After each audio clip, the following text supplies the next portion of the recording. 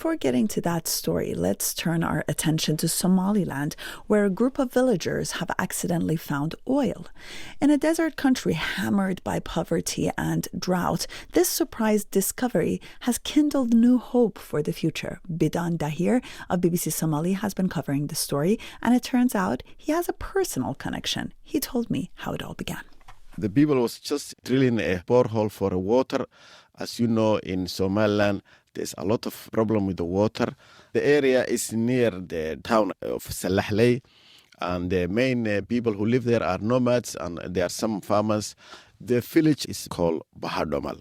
So these guys who are digging there for water, after 370 meters, this oil comes out, and then everybody was shocked. So, Bidan, I assume it must have been a very pleasant surprise for people to find oil instead of water.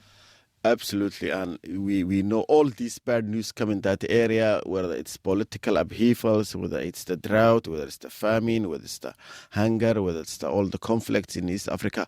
So it was really a bunch of good news for the people, and everybody was talking about it, everybody. And as you know, many Somalilanders, they go to the Gulf countries like Emirates or Qatar or Saudi, and when you heard the word of oil, people thinking, oh, we're going to be sheikhs like Emirates. The area of Bahadamal and Salahley is my ancestors' area.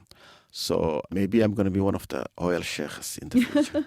But the thing is, BBC Somali and also Focus on Africa, we interview a former Somaliland Minister of Oil and Gas, and he said this is not a real thing yet because they want to know if this is viable.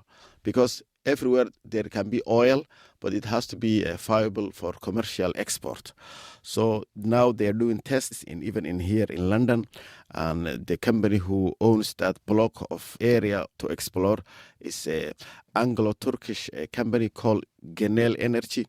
So now the Genel Energy are doing their own exploration.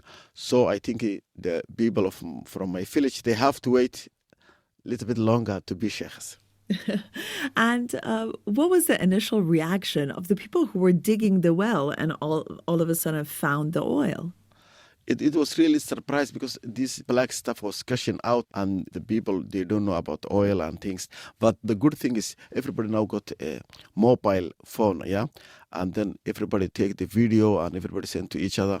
And then the government issue a statement and they say, we reached there maybe an oil, so we have to do our own investigation, and then the real thing started now. Everybody knows there's oil there, but the big question is this viable for commercial export? So if it is viable for commercial export, who will benefit from it? Who will take the fruits of it?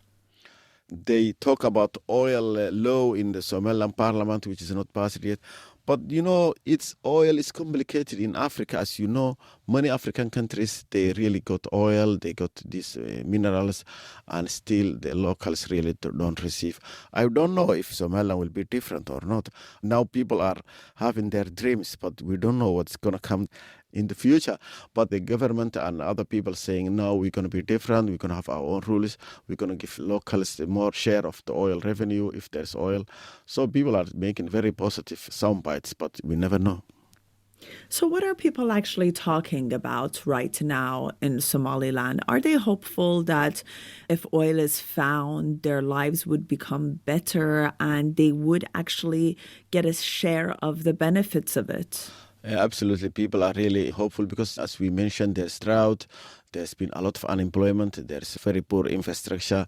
So they have high expectation on this oil. They think that every country that gets oil will be like Emirates or Qatar or Kuwait. But we know that many countries in the world have oil, but also they have poor people and their people are suffering. And I think it's going to be a long time before we know what's going on in Somaliland in terms of these resources. So you mentioned the drought. Do you think at a time like this, finding water would be more beneficial to the people than oil? Is that how people look at it? Or they think, no, this is the better choice for the future? I think people one day, honestly, even when they are thirsty and then when they heard there's going to be big oil in Somaliland, they will forget that they need water. But was a big euphoria and it was a pleasant surprise for everybody in Somaliland. And people were not talking about water and just people were asking how much oil is there in that area. And people really starting arguing about how the money will be used or arguing which project will be first invested. And even some people in that area, they will ask themselves, oh, we're going to move now all from this area. So people were thinking more to the future. But I think, as you mentioned, the reality is people there now, they need water, not oil. The real needs of people is water. But always we are human beings. Human beings are dreamers. So people are really, they dreaming from big chance that maybe the oil will give their lives and future. Do they have any priorities? Are there projects that people think should be prioritized?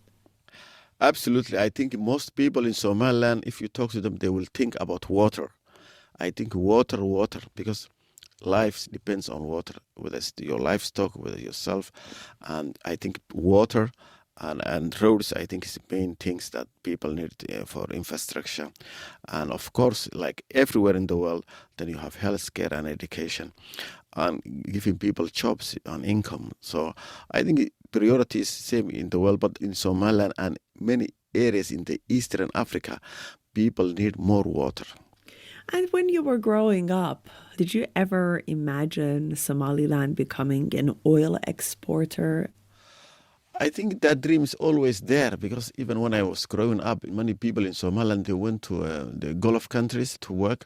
So people saw how oil can change the lives of the desert, how the oil money improves lives.